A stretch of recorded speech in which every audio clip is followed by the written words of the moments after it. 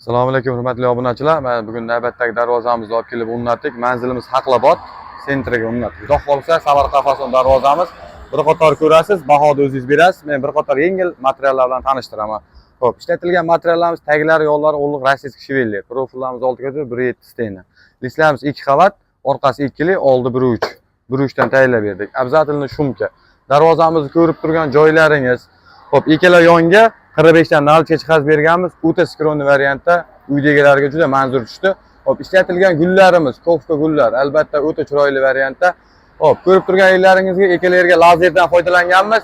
Havo aylanish uchun gul havo tayyorlab berganmiz. Bu ko'rib turgan joylaringiz ham 2 listdan o'ta chiroyli variantda tayyorlab berganmiz. Darvozamiz o'ta shohona.